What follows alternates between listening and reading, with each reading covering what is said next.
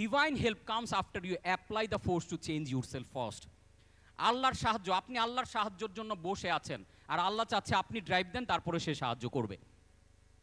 Internal, এই যে দেখেন সূরা রাদের এই আয়াতটা, আপনার 11 নম্বর আয়াতটা খেয়াল করেন। Indeed Allah will not change the condition of a people until they change what is in themselves. আপনার যতটুকু সক্ষমতা আছে, যতটুকু করার সামর্থ্য আছে, আপনার জন্য 24 ঘন্টা বরাদ্দ দিয়েছে, এই 24 ঘন্টা কি আপনি প্রপারলি কাজে লাগাচ্ছেন, নাকি ডিস্ট্রাক্টেড, গিবত করে, পরনিন্দা করে, আরেকজনের পিছনে লেগে, সিনেমা দেখে, গান শুনে, মানে নানান ধরনের জিনিসপত্রে ব্যস্ত রাখছেন? আল্লাহর সাহায্য আসবেন কেমনে? আল্লাহর সাহায্যটা আসবে আপনার প্রচেষ্টা যেখানে শেষ হবে, ওইখান থেকে আল্লাহর সাহায্য শুরু হয়। তো আপনার প্রচেষ্টার লেভেল, আপনার ফোর্স করার লেভেলটা বাড়ান, আপনি দেখবেন সাহায্য পাওয়া শুরু করবেন। Business application, waiting for external motivation is violating spiritual law. The force of change must comes from within. আপনার ভিতর থেকে পরিবর্তনটা আসা শুরু হইতে হবে। আপনি বাইরে থেকে কেউ একজন আপনাকে টেনে তুলবে, কেউ একজন আপনার লাইফকে চেঞ্জ করে দিবে, এই আশায় বসে থাকলে আপনি ইনার্শা থেকে বের হইতে পারবেন না। The 5 types of business inertia. Analysis paralysis, এটা একটা ইনার্শা। অনেকেই আছেন খালি খাতাপত্র নিয়ে হিসাব নিকাশ, এটা হবে কিনা, এটাতে যাবো কিনা, এই কোর্সটা আমার জন্য ভালো হবে, ব্রেক থ্রু সামিটে আসবো, ব্রিভে জয়েন করবো কিনা, ভালো হবে কিনা। এইটা বলা হয় অ্যানালাইসিস প্যারালাইসিস, মানে অ্যানালাইসিস ইনার্শা। তার মানে এই ওভার রিসার্চিং, আন্ডার এক্সিকিউটিং, অনেক রিসার্চ, ভাবতে ভাবতেই। এইটা অনেকটা এরকম দেখবেন যে অনেক প্রচন্ড মাঘ মাসে এক সময় শীত পড়তো না, যে গ্রামে আপনি পুকুর ঘাটে গিয়েছেন গোসল করতে, এরকম আমারও হয়েছে, মানে আমার লাইফেও।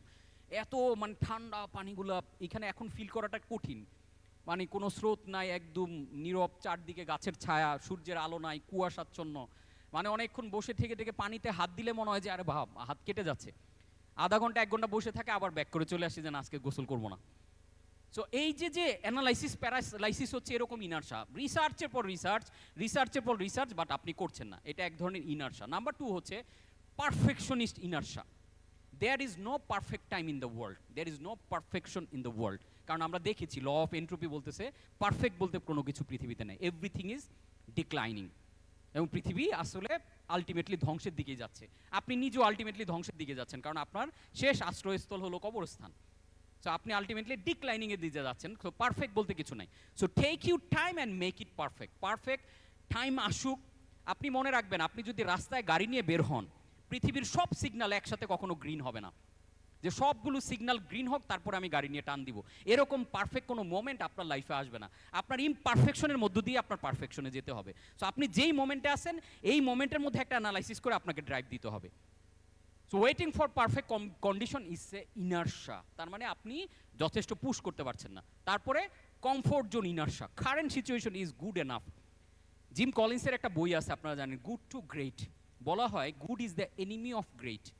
এবং এখনকার পৃথিবীতে great is also a mediocre, যার কারণে আপনাকে কি করতে হবে, এক্সিলেন্সি অর্জন করতে হবে। So good is the enemy of great and great is the enemy of excellency.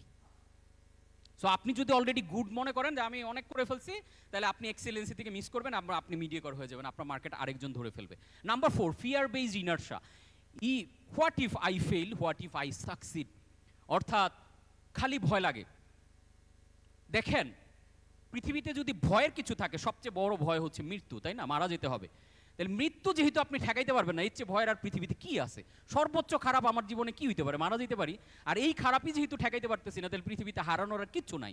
একটা টাকা নিয়ে পৃথিবীতে আসেন নাই আপনি। Life is a gift of God. আল্লাহ তাআলা ইজ এ গিফট, এই লাইফটা দিয়েছে। সো আল্লাহ আমাকে গিফট দিয়েছে এই লাইফটা, আমি কি করছি, এই গিফটটা বাকিদের মধ্যে ছড়িয়ে দিচ্ছি। That is life. তাহলে আপনি ভয় কি পাচ্ছেন? অনেকে বলে, স্যার নাইমা যদি লস করি। লস কেমনে করলেন ভাই? ইনভেস্ট কত? আপনার পৃথিবীতে আসার ইনভেস্ট কত বলেন একজন, একটু হাত তুলে। কয় টাকা ইনভেস্ট করছেন? কে হাইয়েস্ট ইনভেস্ট কার? জিরো। জিরো ইনভেস্টে আমি আসছি। এখন চিন্তা করে আল্লাহ তাআলা আমাদেরকে কি ব্লেসিংস দিয়েছে। জিরো ইনভেস্টে এসে পৃথিবীর অক্সিজেন খাইতেছি, পানি খাইতেছি, বাবা মায়ের আদর পাইতেছি, বন্ধু বান্ধব পাইতেছি, ব্যবসা বাণিজ্য, তারপরে বাচ্চা কাচ্চা হইতেছে, এত রকমের ফল, হ্যাঁ, এত রকমের কালার্স, প্রকৃতি, সব কিছু আমরা এনজয় করতেছি একদম ফ্রি। তাহলে এখানে ভয়টা কিসের? কি হারাইতে ভয় পাচ্ছেন? কোনো কিছুর আসলে ভয় নাই। There is nothing to fear but fear itself. আমাদের ভয়টাকে ছাড়া ভয় পাওয়ার কিছু পৃথিবীতে আসলে নাই। যেদিন এই জায়গা থেকে আপনি চিন্তা করতে পারবেন হ্যাঁ, সাহসী হওয়ার মানে এই না যে ভয়ের অনুপস্থিতি, ভয় থাকবো, ইটসেলফ ভয় নিয়ে আপনি কাজটাকে ড্রাইভ করবেন, তাহলেই না আপনার মধ্যে পরিবর্তনটা আসা শুরু হবে। And number 5, resource excuse inertia, waiting for more time, money and knowledge. আচ্ছা ঠিক আছে, আরও কিছু টাকা আসুক, আর একটু সময় বের করি। ভাই, অনেকে আমাকে দেখছি যে ব্রিফ করছে জয়েন করার জন্য, সে সব টাকা পয়সা রেডি আছে, স্যার এখন একটু ব্যস্ততা যাচ্ছে, আর একটু সময় বের করি। বিশ্বাস করেন এই মানুষগুলো আর সময় বের করতে পারে না। করলে এখনই, নাও অর নেভার। এখন যদি আপনি না করতে পারেন, আরেকটু সময় আপনার লাইফে বের হবে না। আপনার জন্য গুরুত্বপূর্ণ কাজগুলা করার সময় এখনই। গতকাল করা ছিল বেশ সময়, যেহেতু করতে পারেন নাই, তাহলে আপনি এখন থেকে আপনার লাইফের যে কাজগুলো করণীয়, আপনার স্বাস্থ্য ঠিক রাখার জন্য যেটা করণীয়, এখন থেকে উদ্যোগ নেন। আপনার ফ্যামিলির সম্পর্ক ঠিক রাখার জন্য করণীয় যেটা, আজকে থেকে উদ্যোগ নেন। বিজনেসের জন্য, লাইফের জন্য, আপনার গোলে পৌঁছানোর জন্য যা যা কিছু জরুরি মনে করেন, লিস্ট ডাউন করেন, রুটিন বানান। বাচ্চাদের মতো আমরা বড় হয়ে গিয়ে পুরো এলোমেলো হয়ে যাই। ছোটবেলায় কালার টালার করে রুটিন বানাই, ফলো করি, একটা সুন্দর লাইফ আমরা ক্যারি করতে পারি, যে বিকেলে 1 ঘন্টা ঘুমাবো, 2 ঘন্টা খেলবো, ভোরবেলা টিচারের কাছে যাব। এখন দেখেন আমাদের লাইফ টোটালি আনডিসিপ্লিনড। এরকম একটা আনডিসিপ্লিন, এলোমেলো একটা লাইফ থেকে আপনি একটা ডিসিপ্লিন মানে গোলে পৌঁছানোর চিন্তাটা কেমনে করেন? How dare you! So brave মূলত আমরা এই ডিসিপ্লিনের জায়গায়, ব্রেভে জয়েন করে ওরিয়েন্টেশন ক্লাসে আপনার প্রথম টাস্ক দেওয়া হয় 24 ঘন্টার একটা রুটিন বানিয়ে আমার কাছে জমা দিবেন, এবং এই রুটিনকে ফলো করানো। ইভেন আমরা এইবার যেটা করতেছি ব্যাচ 7-এর জন্য, আলাদা 6 জন ব্রেভ ম্যানেজার নিয়ে করছি, যারা সারাদিন রাইতে আপনার কাজ করানোর জন্য পেছনে লেগে থাকবে, যাতে আপনি অ্যাকাউন্টেবিলিটিতে থাকেন। বাংলাদেশের উদ্যোক্তাদের সবচেয়ে বড় সমস্যার নাম, তারা অ্যাকাউন্টেবল না। তারা ঠিক মতো খায় না টাইমলি, দুপুরের খাবার 5টায় খায়, রাতে 3টা পর্যন্ত জেগে থাকে, 12টা বাজে অফিসে আসে, কোনো কিছু। দেখেন আপনি যেই লেভেলের আপনার বিজনেসে কাজ করেন, আপনি যদি আপনার বিজনেসে এমপ্লয়ি হইতেন, সবার আগে আপনাকে ফায়ার করা হইতো। ট্রুলি, মানে দেখেন আপনি অ্যাজ এ এমপ্লয়ি হিসেবে আপনার কোম্পানিতে নিয়োগ পাওয়ার জন্য যোগ্য না, কিন্তু কারণ আপনি ইনডিসিপ্লিন। এরকম একটা ইনডিসিপ্লিন এমপ্লয়ি কোম্পানির হেড অফ দ্য ডিপার্টমেন্ট, কোম্পানির মেইন মাথা, যার ঘুম ঠিক নাই, খাওয়া ঠিক নাই, পরিবারকে সময় দেওয়া ঠিক নাই, যার এনার্জি ম্যানেজমেন্ট ঠিক নাই। এবং আমি মনে করি যে বাংলাদেশে সফল উদ্যোক্তা হওয়ার আগে আপনার পেটের ভুঁড়ি কমাইতে হবে, কারণ আপনি হাই এনার্জি ছাড়া জীবনে কিছু অ্যাচিভ করতে পারবেন না। মানে আপনি শরীরের মধ্যে 20 কেজি এক্সট্রা ওজন নিয়ে ঘুরতেছেন, আপনি বাকি কাজ কখন করবেন? আপনি 3 দিন কাজ করে দেখবেন হাঁপায় যাচ্ছেন, 2 ঘন্টা কাজ করে আপনার এরপরে কাজ করতে ভালো লাগবে না। আমি দেখেন এখন টানা ফজর পর্যন্ত আমি কথা বলতে পারবো, এইখানে স্টিল আমার 1 গ্লাস পানি খেতে হবে না। এবং এরকম ক্লাস আমি করিয়েছি, আপনারা জানেন, গ্রোথ চ্যালেঞ্জ দেখেছেন। সন্ধ্যা 7:30টায় শুরু করে ফজর আজানের সময় শেষ করছি অনলাইনে জুমে গ্রোথ চ্যালেঞ্জ, যেটা শুরুর দিকে যারা গ্রোথ চ্যালেঞ্জ 2-3 নাম্বার ব্যাচে ছিলেন, ইভেন আমাদের গডওয়ে যারা ক্লাস করেছেন, রাঙামাটি রিসোর্টে যারা ছিলেন, আমরা রাতের বেলা ক্লাস শুরু করে আমরা ফজরের 5টা বাজে শেষ করছি না, অলমোস্ট। সো এটা সম্ভব হয়েছে বিকজ অফ হাই এনার্জি। যারা ক্লাস, আপনারা জানেন, গ্রোথ চ্যালেঞ্জ দেখেছেন, সন্ধ্যা 7:30টায় শুরু করে ফজর আজানের সময় শেষ করছি অনলাইনে জুমে গ্রোথ চ্যালেঞ্জ, যেটা শুরুর দিকে যারা গ্রোথ চ্যালেঞ্জ 2-3 নাম্বার ব্যাচে ছিলেন, ইভেন আমাদের, এবং এরকম ক্লাস আমি করিয়েছি, আপনারা জানেন, গ্রোথ চ্যালেঞ্জ দেখেছেন। সন্ধ্যা 7:30টায় শুরু করে ফজর আজানের সময় শেষ করছি অনলাইনে জুমে গ্রোথ চ্যালেঞ্জ, যেটা শুরুর দিকে যারা গ্রোথ চ্যালেঞ্জ 2-3 নাম্বার ব্যাচে ছিলেন, ইভেন আমাদের গডওয়ে যারা ক্লাস করেছেন, রাঙামাটি রিসোর্টে যারা ছিলেন, আমরা রাতের বেলা ক্লাস শুরু করে আমরা ফজরের 5টা বাজে শেষ করছি না, অলমোস্ট। সো এটা সম্ভব হয়েছে because of high energy. So আপনাকে এই হাই এনার্জি ইনার্শিয়া ভেঙে এই হাই এনার্জিতে তৈরি করতে হবে। এক্সকিউজ না, এক্সকিউজ আপনার জীবনে সব, মানে আমাদের আল্লাহ তাআলা 2টা হাত দিয়েছেন, একটা হচ্ছে ডান হাত, একটা বাম হাত, আর একটা মাঝখানে আমরা হাত গজায় ফেলছি অজুহাত, যেটা আমাদের সব কিছুকে আসলে হয় আপনি এক্সকিউজ দিবেন অথবা এক্সিকিউট করবেন। The path to success is to take massive action and determine action. দেখেন কিভাবে ম্যাসিভ, একটার পর একটা অ্যাকশন নিতে হবে যাতে মোমেন্টাম না চলে যায়। আপনারা মাইকেল জর্ডানের নাম অনেকে জানেন। সো মাইকেল জর্ডান এই লেভেলের খেলোয়াড় ছিলেন, ধরেন উনি NBA চ্যাম্পিয়ন হইলেন, চ্যাম্পিয়নশিপ মানে বাস্কেটবলের যে বিশ্বকাপ, ওইটাতে চ্যাম্পিয়ন হওয়ার পরে জাস্ট চ্যাম্পিয়ন ট্রফিটা নামিয়ে কোচকে বলতো যে সকাল 4:30টায় জিমে দেখা হচ্ছে। This is Michael Jordan. আজকে যে মানুষগুলোকে আপনারা সফল দেখেন, এই মানুষগুলো ব্যাক এন্ডে এই পরিমাণ পরিশ্রম করে বেরেই কিন্তু সফল হয়। এই যে এই প্রোগ্রামটা সফল হয়ে যাবে, এটা নিয়ে আমরা উল্লাস করে 3 দিন আরামে আমি কাটাবো না। আমি জাস্ট আজকের প্রোগ্রাম শেষ হবে, পরশু দিন আমার আপনাদের সাথে একটা আড্ডা প্রোগ্রাম আছে, তারপরের দিন হ্যাপিনেসের ক্লাস আছে, 4 তারিখে কেআইবি অডিটোরিয়ামে সমস্ত ব্রেভদের একটা মিলন মেলা আছে, 10 তারিখে ব্যাচ 7-এর কক্সবাজার ট্যুর আছে, তারপরে 17 তারিখে ব্যাচ 6-এর ওয়ার্কশপ আছে ডেলং, তারপরে 23 তারিখ থেকে 30 তারিখ পর্যন্ত শ্রীলঙ্কা মালদ্বীপ ব্যাচ অ্যাডভান্সের ব্যাচ 2 এর প্রোগ্রাম আছে। ইন দ্য মিন টাইম আমি এবছর আরও একটা বই লিখতেছি। এই ঘটনাগুলোর মাঝখান থেকে আমি আর একটা বই লিখে ফেলবো। আমি অ্যামাজনের যে বইটা লিখতেছি এইটা লিখে ফেলবো। আমার রিসার্চ পেপার জমা দিতে হবে আমার একাডেমিক পড়াশোনার জন্য। ওই রিসার্চে আমাকে এই বছর এই মাসে অক্টোবর মাসে শুধু আমাকে 180টা টেস্ট দিতে হবে, এক্সাম। এক একটা মানে 30 মিনিটস টু 45, কোনোটা 75 মিনিটস পর্যন্ত। আমি কিন্তু এই সব শিডিউল মেনটেন করে সারাদিন ক্লাস করে, ইভেন আপনাদের এই সারাদিন ক্লাস করে আমি রাতে গিয়ে ক্লাসে ঢুকে যাব। অ্যাটলিস্ট আধা ঘন্টা হলে আমি ক্লাস করে আমার মেন্টরের, তারপরে আমি ঘুমাইতে যাব। That's how success builds. কিন্তু আপনি ফ্রন্ট এন্ডে দেখেন, বাহ কি সুন্দর মানুষ ঢুকে যাবে মানে পড়াশোনার জন্য। আমি এবছর আরও একটা বই লিখতেছি। এই ঘটনাগুলোর মাঝখান থেকে আমি আর একটা বই লিখে ফেলবো। আমি অ্যামাজনের যে বইটা লিখতেছি এইটা লিখে ফেলবো। আমার রিসার্চ পেপার জমা দিতে হবে আমার একাডেমিক পড়াশোনার জন্য। ওই রিসার্চে আমাকে এই বছর এই মাসে অক্টোবর মাসে শুধু আমাকে 180টা টেস্ট দিতে হবে, এক্সাম।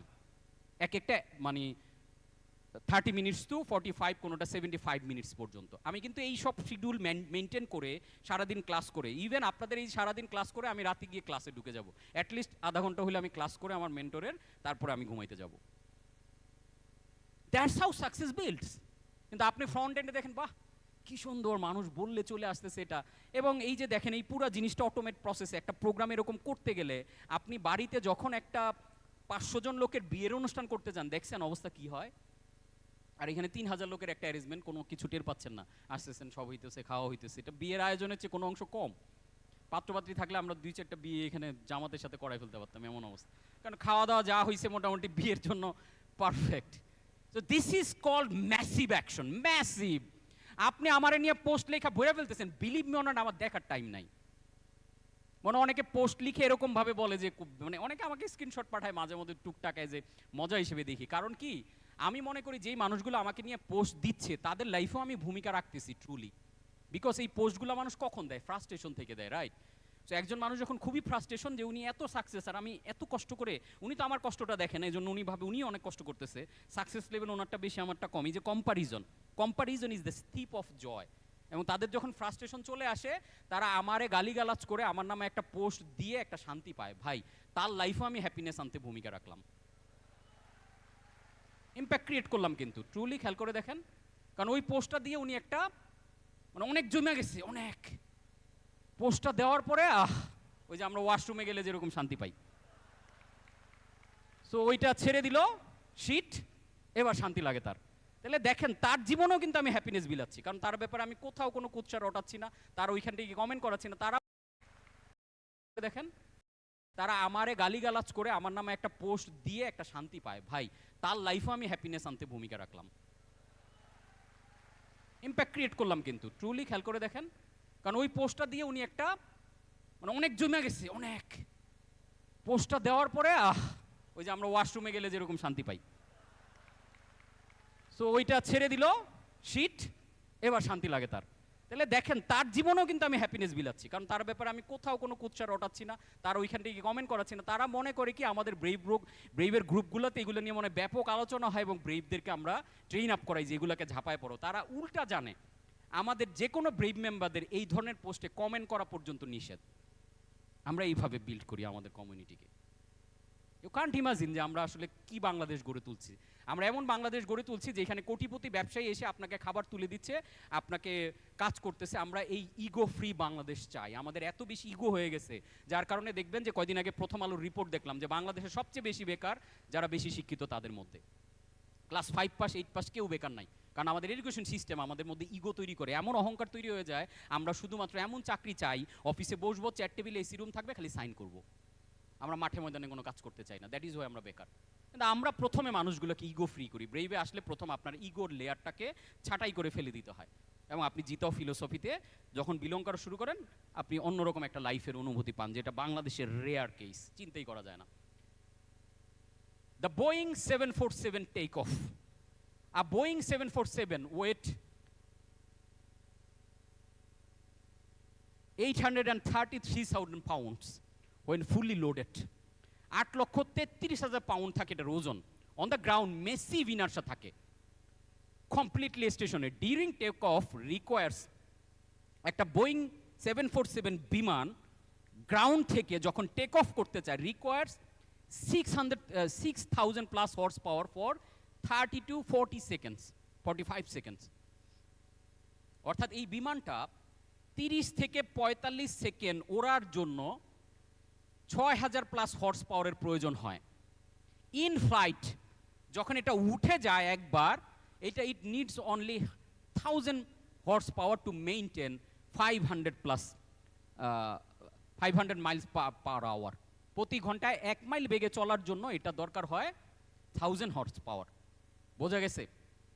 ঠিক আমাদের লাইফটা, আমাদের সাকসেসটা এই বোয়িং 747 বিমানের মতো। আপনি যখন প্রাইমারি ধাক্কাটা দিবেন, ওই যে বললাম 199 টাকার কোর্স 20 জনকে জয়েন করাইতে পারি নাই, আর এখন 1 কোটি টাকার কোর্স অলরেডি 6 জন অগ্রিম চেক টেক দিয়ে রাখছে, প্রতি মাসে মাসে টাকা পাঠাইতেছে। স্যার কোর্স কবে চালু হবে? আমার নেক্সট যেটা ব্রেভ অ্যাডভান্সের পর ইভিসি, এসকে ভ্যালুসিটি ক্লাব যেটা। তো এইভাবেই তার মানে এখন আমাকে চিন্তা করতে হয় না। আপনারা শুনলে অবাক হবেন, এই যে এত বড় একটা প্রোগ্রাম হয়েছে, আমি একটাও মিটিং করি নাই, টিমের সাথে আধা ঘন্টার জন্য আমি বসি নাই, কমপ্লিটলি অটোমেটেড প্রসেস। আমি জানি না এখানে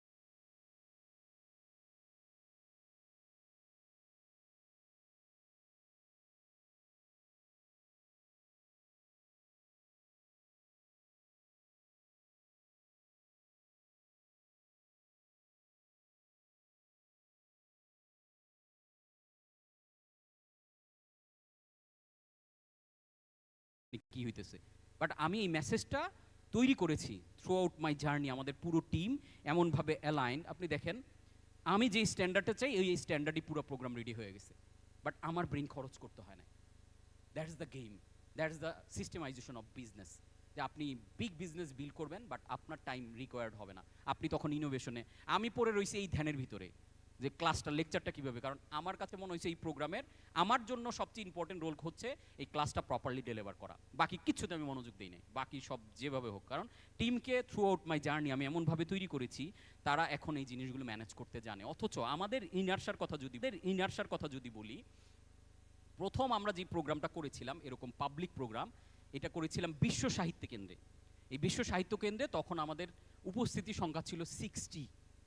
এই 60 উপস্থিতি মনে হয়েছে 60,000, মানে মাথা চারদিকে ঘামাতে ঘামাতে শেষ হয়ে যাচ্ছিল যে গিফট কেমনে দিব, ব্যাগ কেমনে, কোথায় দাঁড়াবে, কোনটার পর কি করব। আর এখন দেখেন 6,000 লোকের প্রোগ্রাম, 10,000 লোকের প্রোগ্রাম ম্যাটারই করে না। আমরা 40,000 লোক নিয়ে আমরা জুমে প্রোগ্রাম করে ফেলছি, ম্যাটারই করে না। সো এরকম আপনি এখন যেই জায়গাটা আছেন এটার নাম হচ্ছে ইনার্সা। আপনি যদি ব্রোক থাকেন, আপনি ব্রোক ইনার্সা আছেন। আপনি ফিনান্সিয়াল প্রবলেম থাকলে ইনার্সা আছেন, ফিনান্সিয়াল ইনার্সাতে। এইটাকে একটু ধাক্কা দিয়ে, শুরুর দিকে ধাক্কাটা দিয়ে একটু ভেঙে দিতে পারলেই আপনার বাকি জিনিসটা চলা শুরু করবে। এই যে ব্রেভ কোর্সে এত ট্রান্সফরমেশনের গল্প শোনেন, এই গল্পটা আসলে সাইন্টিফিক্যালি বললে আমি একটা ধাক্কা দিয়ে দেয় আর কিছু না, এরপরে তারাই চলতে শুরু করে। মজাটা ঠিক এইখানে, বাকি কাজ আপনি করবেন। একজন কোচ কিন্তু কখনো খেলে দেয় না, কোচ অ্যালাইন করে দেয়। একজন কোচ মেসিরে কি খেলা শিখাবে? একজন কোচের পক্ষে কি কোনোদিন মাইকেল জর্ডানকে খেলা শেখানো সম্ভব? তারা জাস্ট ফাইন টিউনিং করে দেয়, একটু অ্যাকাউন্টেবিলিটি রাখে, একটু পুশ করে, অ্যাকাউন্টেবিলিটি পুশ করা, বাকি ঘটনা প্লেয়ার ঘটায়। সো প্যারালালি আপনার বিজনেস যদি চিন্তা করে দেখেন, স্টার্টিং পয়েন্ট এটা একটা বোয়িং 747-এর একদম রানওয়েতে ইনার্স অবস্থা। এরপরে যখন এটা ফ্লাই করা, গ্রোয়িং ইউর বিজনেস হচ্ছে এই যে ইন ফ্লাইটে। এখন আমরা কোচ কাঞ্চন একাডেমি আপনি যেটা দেখতে পাচ্ছেন ইন ফ্লাইট। এখন আমরা অনেক ম্যাসিভ কাজ করে ফেলতে পারি। বাকিদের যেটা বছরের পর বছর চিন্তা করা লাগে, সারা বছরব্যাপী বিজ্ঞাপন করা লাগে, আমাদের এটা কিচ্ছু করা লাগে না। আমরা জাস্ট একটা মেসেজ থ্রো করলে হাজার হাজার মানুষ আমাদের ডাকে একসাথে হয়ে যায়। যে বিজোসের কথা চিন্তা করে দেখেন, ওনার ইনার্সা স্টেটে কি ছিল অবস্থা, এরকম অবস্থায় আপনারা অনেকেই আছেন। উনি ওয়াল স্ট্রিটের একটা হাই পেইড একটা জব করতেন, কমফোর্টেবল একটা লাইফে ছিলেন। উনি কি করছে, একটা ব্রেকিং ফোর্স, একটা ব্রেক করেছে, ব্রেক করে quit the job and used personal savings, personal সমস্ত টাকা ইনভেস্ট করেছে। তারপরে গ্যারেজে স্টার্ট আপটা তৈরি করেছে। তারপরে sustaining force, customer obsession, long term thinking, এগুলো করেছে। তারপর result Amazon empire worth $1.7 trillion. এবং এটার জন্য 19 বছর সে পরিশ্রম করেছে। 19 বছর পর অ্যামাজন প্রথম প্রফিটের দেখা পায়। তার মানে আমরা যে গ্লোবাল জায়ান্ট সাকসেসগুলো দেখি, এগুলো একদিনে বিল্ড হয় নাই, এগুলোর পেছনে প্রচুর সময় দিতে হয়েছে। তাহলেও ওয়েক আপ একটা ক্যালকুলেশন আমরা যদি এখানে দেখি, ইচ ডে অফ ইনার্সা, আপনি যেই ইনার্সাটা এখন বসে আছেন, আমি জানি এটা থেকে ভেঙে বের হওয়া একটু একটু পুশ হয়ে ধাক্কা দেওয়াটা এই মুহূর্তে কঠিন, আমারও ছিল, কিন্তু আপনাকে এটা ভাঙতেই হবে, না হলে ইনারশা স্টেজ প্লাস এন্ট্রপি দুইটা মিলে অ্যাট এ টাইম আপনার খেয়ে ফেলবে, গিলে ফেলবে সোজা কথায়। এরপর আপনি আর পথ খুঁজে পাবেন, একদম অন্ধকারে পড়ে যাবেন। এই জন্য এই ক্যালকুলেশন বোঝাটা important. If you dream business could generate 1 crore year, আপনি যে ড্রিম বিজনেসটা করতে যাচ্ছেন, যে ড্রাইভটা দিতে চাচ্ছেন, এইটা যদি বাৎসরিক 1 কোটি টাকা প্রফিট করার একটা বিজনেস হয়, every day of inertia cost you 27,000 টাকা। তার মানে 27,000 টাকা প্রতিদিন আপনার লস হইতেছে because of the inertia. 1 month delay equals 8,33,033, আর 1 বছর 1 কোটি টাকা। তার মানে আপনি যেই ড্রিম বিজনেসটা আপনি করতে চাচ্ছেন, এক এক দিনে ইনারশার পেছনে আপনার খরচ হইতেছে 27,000 টাকা। তাহলে ইনারশা ব্রেক করার জন্য লাগবে এনার্জি, ধাক্কা। শুরুতে ইনারশা, বাট ধাক্কা দিতে দিতে দিতে এটা তখন মোমেন্টাম ক্রিয়েট হবে। আপনার একদিনের ইনারশার খরচ কত? ব্রেভে জয়েন করার তৃতীয় কারণ হচ্ছে ইনারশা ব্রেকিং। তার মানে এটা আমরা দেখেছি যে আপনার একদিনে, আমরা যদি 1 কোটি টাকার নর্মাল একটা বিজনেস ধরি, তাহলে 1 মাসে ইনারশার পেছনে আপনার ব্যয় হবে 8,33,000 টাকা, 1 মাসের খরচ। আর পুরা ব্রেভ কোর্সের প্রাইস হচ্ছে মাত্র 4 লাখ টাকা। ব্রেভ কোর্স আপনাকে হেল্প করবে এই ইনারশা ব্রেক করার জন্য। এটা হচ্ছে ব্রেভে জয়েন করার তৃতীয় কারণ, যারা কারণ খোঁজেন যে কেন জয়েন করব। সো এবার আসেন তাহলে this is my scientific definition, এটা আমার ইনোভেটেড একটা সাকসেসের ডেফিনেশন। What is success? আমি জানি আপনাদের জিজ্ঞেস করলে এক একজন এক একটা পয়েন্ট অফ ভিউ বলতেন, যেহেতু আজকে আমরা বিজনেসের না সায়েন্সের ক্লাস করতেছি, business through the lens of physics. এইখানে দেখেন, it overcomes inertia and creating success momentum. Success is overcoming inertia and creating success momentum. Clear? তার মানে আপনি সাকসেস চাচ্ছেন মানে কি, আপনার একটা ইনারশা আছে, এটাকে ব্রেক করা, ওভারকাম করা, দেন আপনি একটা মোমেন্টাম ক্রিয়েট করতে পারেন। This is all about success. The hardest part of the success journey is beginning, because you have inertia, you have no momentum. Success জার্নির হার্ডেস্ট পার্ট হচ্ছে এই যে শুরুর জার্নিটা, কারণ ওইখানে তখন ইনারশা থাকে, ইনারশা অবস্থা থেকে এটা মুভ করাইতে একটা হাই ফোর্স বা হাই এনার্জি দিতে হয়। So the billionaire secret, why do successful people seem to get more successful with seemingly less effort? আপনি যদি সাকসেসফুল মানুষকে দেখেন, তাদের মনে হবে এফার্টলেস। আপনি মেসির বল নিয়ে দৌড়ানো দেখা, বা রোনালদোর নেইমারের বল নিয়ে দৌড়াইতে দেখা, বা বিরাট কোহলির 6 মারা, এই জিনিসগুলো দেখবেন এফার্টলেস মনে হয়, মানে খুব ইজিতে ওরা করে ফেলে। বা আমি একটা প্রোগ্রাম চাইলাম, বললাম, মানুষ চলে আসে। এই যে এত ইজি ব্যাপারটা না, এটা হয়েছে বিকজ অফ দ্য মোমেন্টাম। তার মানে ইনারশার অপোজিট পয়েন্টটাই হচ্ছে মোমেন্টাম। তার মানে আমার স্থির অবস্থাকে ভাঙতে হবে এবং কন্টিনিউয়াসলি মোমেন্টাম ক্রিয়েট করে যেতে হবে। তাহলে this is our third law, the principles of momentum. So momentum is the opposite of inertia. Momentum is an object at motion that will continue in motion until or unless it's acted upon by an outside force. অর্থাৎ outside force থেকে কোনো বাধা না আসলে একটা চলমান জিনিস always চলমান থাকবে। এই পার্টটা খুব মনোযোগ দিয়ে, একটু ক্রিটিক্যাল, বাট এইটা বোঝাটা আজকের প্রোগ্রামের একদম আমরা মেরুদণ্ড বা নাভিমূল বলতে পারি। এই মোমেন্টামের পার্টটা খুব খেয়াল করে শুনবো। So if you want to move something, the hardest part of the whole journey is getting it to move a little bit at the beginning. শুরুর মুভমেন্টটাই হচ্ছে কঠিন।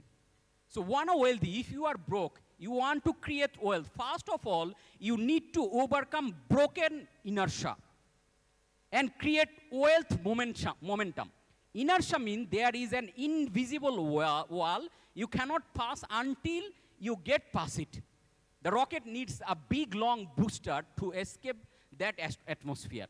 তার মানে যখন কোনো একটা কিছু শুরু হয়, এইটা শক্ত হয়ে মনে হয় লেগে থাকে, এটাকে মুভ করানো অনেক টাফ হয়ে যায়। কিন্তু ইনারশা স্টেজে যেটা হয়, ইনারশা স্টেজে স্থির থাকে, একবার মোমেন্টামে চলে আসলে এটা ধারাবাহিকভাবে চলা শুরু হয়। আমরা ছোট্ট একটা ডেমনস্ট্রেশন করে দেখাই আপনাদের, তাহলে বুঝতে সুবিধা হবে। আপনারা বাসাতে যখন দেখবেন ফার্নিচার মুভ করে, আমরা অনেক সময় আলমিরা বা বিভিন্ন ফার্নিচার আমাদেরকে ধাক্কা দিয়ে মুভ করাইতে হয় না? এই ফার্নিচারটা আমরা যখন মুভ করাইতে যাই, স্টার্টিং এটা থাকে ইনার সাথে। যেমন এই টেবিলটা আমি যদি এখন মুভ করাইতে চাই, এটা কিসে আছে এখন? ইনার সাথে আছে। ইনারশা মানে কি? স্থির বস্তু ততক্ষণ পর্যন্ত স্থির থাকবে বাইরে থেকে যদি কোনো বল প্রয়োগ করা না হয়। এইটুকু ক্লিয়ার, যেটা আমরা আগের লটাতে আলোচনা করছিলাম। ইনার্শিয়ার পরবর্তী পার্টটা হচ্ছে মোমেন্টাম। তার মানে এই জিনিসটাকে যদি আমি বল প্রয়োগ না করি, এটা আজীবন এইভাবেই থাকবে। ঠিক আপনি যে ব্রোক ইনার্শিয়াতে আছেন, অর্থনৈতিক প্রবলেমে আছেন, পারিবারিক, whatever the problem is, অথবা whatever the situation is, আপনি যেই সিচুয়েশনে আছেন এটা এই মুহূর্তে একটা ইনার্শিয়া স্টেজে আছে। এখন আপনাকে একটা আউটসাইড ফোর্স, একটা বল, একটা ধাক্কা দিয়ে এটাকে মুভ করাইতে হবে। ঠিক এই টেবিলটার মতো আমি যখন প্রথম এটাকে ধাক্কা দিব, একটা আলমিরা আপনি খেয়াল করে দেখেন, প্রথম এটা ধাক্কা দিতে গেলে এমন মনে হবে যে না, এটা তো আমার পক্ষে সম্ভব না, এরকম মনে হয় না? কিন্তু কোনো কারণে একটু কর্নারটা যদি হালকা একটু মুভ করানো যায়, তারপরে মানে এখন কিন্তু আমি পারতেছি না, মানে মনে হইতেছে এটা সম্ভব না, কিন্তু এটা একবার যখন চলা দেখেন হইতেছে না, এমন না? ঠিক আপনি এখন যেই ফিনান্সিয়ালি অবস্থায় আছেন, আপনার ব্যবসাটা এখন এরকম একটা ইনার্শিয়া, মনে হইতেছে এটা কোনোভাবে সম্ভব না। এজন্য আপনার ফোর্স বাড়াইতে হবে, ধাক্কা বাড়াইতে হবে। যত ফোর্সে যত বেশি পুশ করতে পারবেন, যত ধাক্কা দিতে পারবেন, তত দ্রুত এটার মোমেন্টামটা ক্রিয়েট হবে। ক্লিয়ার ব্যাপারটা? তার মানে প্রথম আমাকে হালকা একটু মুভ করাইতে হবে, এবং এই মুভটা করাইতে পারলেই যে এখন দেখেন এটা কিন্তু তখন কি তৈরি হবে, তখন আমি হালকা কথা বলতে বলতে পা দিয়ে ধাক্কা দিয়ে নিয়ে যেতে পারবো। This is momentum. এবার ক্লিয়ার ঘটনাটা? দেখুন অনেক ভারী একটা জিনিস, আপনি অনেক কষ্ট করে মুভ করাইতে পারছেন না, একবার যখন ধাক্কা দিয়েছেন তখন আমি হালকা তত দ্রুত এটার মোমেন্টামটা ক্রিয়েট হবে। ক্লিয়ার ব্যাপারটা? তার মানে প্রথম আমাকে হালকা একটু মুভ করাইতে হবে, এবং এই মুভটা করাইতে পারলেই যে এখন দেখেন এটা কিন্তু তখন কি তৈরি হবে, তখন আমি হালকা কথা বলতে বলতে পা দিয়ে ধাক্কা দিয়ে নিয়ে যেতে পারবো। This is momentum. এবার ক্লিয়ার ঘটনাটা? দেখুন অনেক ভারী একটা জিনিস, আপনি অনেক কষ্ট করে মুভ করাইতে পারছেন না, একবার যখন ধাক্কা দিয়েছেন, একবার দিতে দিতে দিতে এবার দেখেন আপনি এমনি এমনি নিয়ে যেতে পারতেছেন। ব্যবসাটা ঠিক এরকম, টেবিলের মতো এখন আটকে আছে, আপনাকে ফোর্স বাড়াইতে হবে। এখন ব্রেভ এরকম একটা ফোর্স, আর কিচ্ছু না। আপনার যা শক্তি আছে সাথে ব্রেভ যোগ হলো, ব্রেভ পরিবারের বাকিরা যোগ হলো, আমার লার্নিং যোগ হলো, শক্তি যোগ হলো, ডিসিপ্লিন যোগ হলো, আপনার ফুড হ্যাবিট ঠিক হলো, স্লিপ ঠিক হলো, এই সবগুলো জিনিস আসলে আপনার শক্তিটা বাড়াচ্ছে, এনার্জিটা বাড়াচ্ছে, যাতে আপনি বেশি জোরে ধাক্কা দিতে পারেন। এখন টেবিলের সাইজ যদি বড় হয়, বিজনেসের সাইজ যার 1 লাখ, তার টেবিলের সাইজটা ছোট, মানে অল্প ধাক্কাতেই যাবে। যার 1 কোটি, যার 50 কোটি, যার 100 কোটি, তার বেশি ধাক্কা লাগবে। দ্যাট ইজ হোয়াই সাইফুল ভাই ব্রেভ করার পরও ব্রেভ অ্যাডভান্স করা লাগতেছে, আবার সাইফুল ভাই ব্রেভ করার পর মার্কেটিং ম্যাজিশিয়ানও করছে, কারণ ওনার ড্রিমের পরিমাণটা বড়, উনি বড় স্বপ্ন দেখছে, গ্লোবালি বড় কিছু করার প্ল্যান দেখছে, যার কারণে ওনার ধাক্কা বেশি লাগে, বেশি ফোর্স উনি জড়ো করতেছে যাতে বেশি দূর ওনার বিজনেসটা চলে। সো আই হোপ আমরা এখন ক্লিয়ার ইনার্শিয়া অ্যান্ড মোমেন্টাম।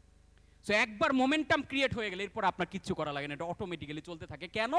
কারণ ফিজিক্সের ল এটা বলতেছে, স্থির বস্তু স্থির থাকতে চায়, আর গতিশীল বস্তু তাকে যদি বল প্রয়োগ করে থামানো না হয়, ও চলতেই থাকবে, চলতেই থাকবে, চলতেই থাকবে। তখনই শুধুমাত্র থামানো সম্ভব আপনার গতি যদি বিপরীত দিকে আসা বস্তুর গতির চেয়ে কম হয়। তার মানে আপনি যথেষ্ট সাকসেস হচ্ছেন না, মানে বিপরীত দিক থেকে, সেটা এন্ট্রপি হোক, আপনার প্রতিযোগীর হোক, যে কোনো একটা বাধা আপনার ফোর্সের তুলনায়, আপনার মোমেন্টামের তুলনায় ওইটার ফোর্সটা বেশি, বিধায় আপনি থেমে যাচ্ছেন। ধরেন আপনার একটা গাড়ি নিয়ে আপনি মুভ করতেছেন, খুব 80 কিলোমিটার বেগে বা 100 কিলোমিটার বেগে চলতেছে, এখানে ধুম করে একটা মাছি আসলো, গাড়ি থেমে যাবে? থামবে? কেন? কারণ গাড়ির গতি ওই মাসির, গাড়ির যে ফোর্স, মাসির ফোর্সের চেয়ে অনেক বেশি, গাড়ির মোমেন্টাম অনেক স্পিডে চলতেছে, মোমেন্টামটা অনেক বেশি, যার কারণে এটা থামাইতে পারবে না।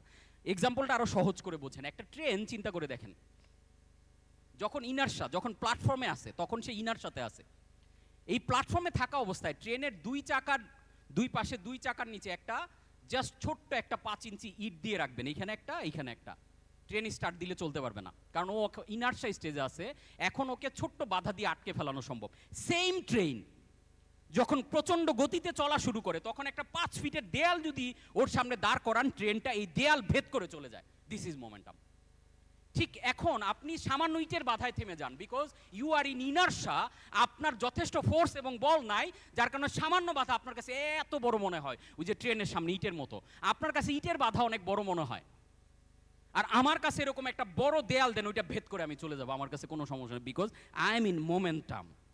সো আপনাকে বিজনেসে সাকসেস হইতে গেলে এরকম আপনার মোমেন্টাম ক্রিয়েট করতে হবে, যেই মোমেন্টামের কাছে আপনার প্রতিযোগী হা করে তাকায় থাকবে যে কি করতেছে এটা। বিকজ অফ ইউর মোমেন্টাম আপনি টেরই পাবেন না, আপনি একটার পর একটা অ্যাচিভমেন্ট করেই যাবেন। সো এটাতে বাংলাতে আমরা জিনিসটা হবে, থেমে প্রচন্ড গতি দিয়ে রাখবেন, এইখানে একটা, এইখানে একটা। ট্রেন স্টার্ট দিলে চলতে পারবে না, কারণ ও ইনার্শা স্টেজে আছে। এখন ওকে ছোট্ট বাধা দিয়ে আটকে ফেলানো সম্ভব। সেম ট্রেন যখন প্রচণ্ড গতিতে চলা শুরু করে, তখন একটা 5 ফিটের দেয়াল যদি ওর সামনে দাঁড় করান, ট্রেনটা এই দেয়াল ভেদ করে চলে যায়। This is momentum.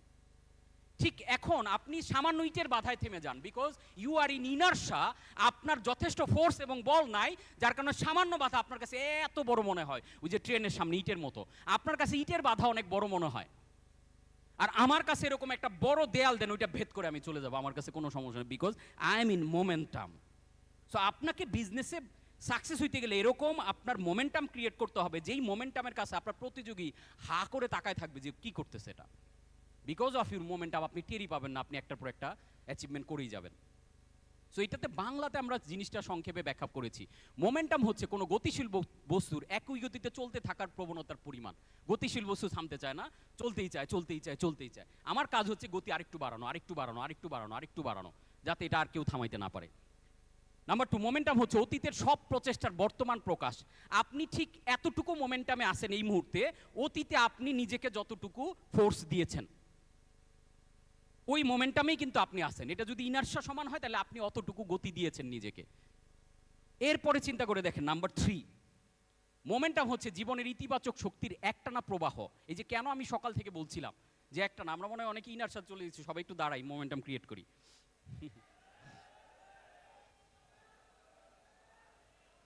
So momentum আছে নাকি? সবাই মিলে ইনার্শা, চলেন জামাতের সাথে ঘুমাই সবাই, নাকি ইনার্শা ক্রিয়েট করি।